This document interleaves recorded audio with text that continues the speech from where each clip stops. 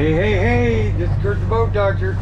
Anyway, out here, so to kick that off, I had it on the VTS troll. I kicked that off. I'm going to shut that motor off here, which it is.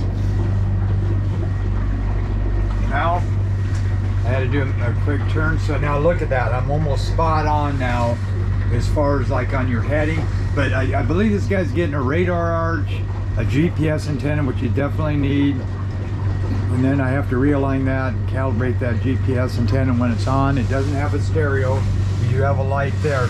Now, it's not cutting out on the main motor, dying, or the motor fuse. It's a 20 amp in the motor itself, they said, but it ain't blowing. It was dead. Someone left the key switch on, but I was able to run the kicker long enough to give it enough oomph to fire that up. That's what's nice about the 150s and the 200 inline. It doesn't take as much to fire them up. So anyway, that's got fired up. Now, what I would do is run heading right here, because what can happen, the quartz over ground is nice to have too, but it confuses some people. So under charts, let's see, we're under charts right now. Close, go here, charts. See how I got heading? That matches up with my autopilot heading, right? There's your trim pit. But if you wanted to go into like heading right here, satellite positioning, GPS heading, that's going to be off a little bit because that's the real time where the boat's going as far as the drift is concerned. But it's going to throw you off when you're trying to go through, like this is like 245 where that tugboat is up there. And this is where the AIS comes in. It's really nice. You can see here it's going away from us right here. I seen it when I did an auto guidance way around the bend, so that AIS is really nice, because the ones I want to keep track of is the big vessels, the little 12 footers, 15 footers, and 18 footers. You know, you're gonna probably make it, but these bigger boats, if you hit them, you're screwed. So yeah, I'm on a heading hold right now. I got your handhelds working fine. Like say I'm going to change this over here, and it says like it's at 260.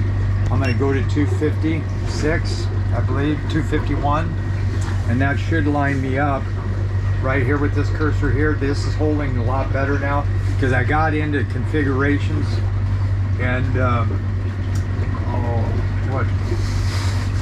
auto selects, kicked off the auto, put it on this device until you get your GPS antenna. So now I'm going to go over like down to 245, and 245 should take me right through on the left side of that railroad trestle, which is doing. So then, see these numbers, if I go back to this, and I go to navigation, I go to heading, now 247, 247, 245, 245, that should read here in a second, 246. So I'm like within 1 degree now. See 245 right there, 245. So those line up. So just a heads up on that. So on here I would probably go back into all your like fishing charts and stuff, and I'd change this over since you got the autopilot, and I'd go into heading is what I'd do on all those, or it might confuse you. So other than that, you just blew the anchor winch. It isn't working.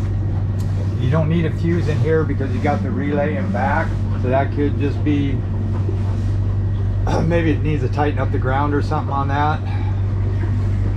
So then we're on autopilot here, and which is nice here, I can close out here, and then I can go over here. Let's go into combo because I'm sure, yeah, there you go. GPS heading, I'm going to go into this, and I'm going to change that to navigation into heading right there. So then what we can do is close this out. You got your autopilot up here, toolbars, you can go down here. I can have my ties if I want to down below. Brookings, aha, he had it out of Brookings. So there you go. So I'll leave that alone, and then I'll just add that down below. Now I can go here and I can do an auto guidance course. Bring it right here, right there, and then I can bring this up real quick, and I can go auto guidance and start navigation. Then it will say, do you want to engage autopilot? And I hit gauge, and there you go, it's going to take me there. And then if I tap this, stop panning will bring me back to where I'm at. and I can pinch and zoom. So see how it's going to line me up back over here again? Now, stop panning. I can speed it up.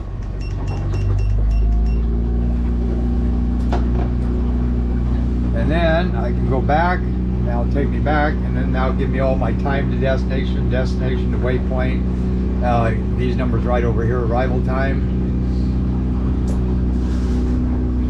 So now it should kick me back. I'm at 198 degrees, and it should bring me back to about 245, hopefully. And then if I want, I can speed it up by this too. And I'm in water temp depth 41 feet. Now it's going to start making the turn right here. And you can watch it there and here.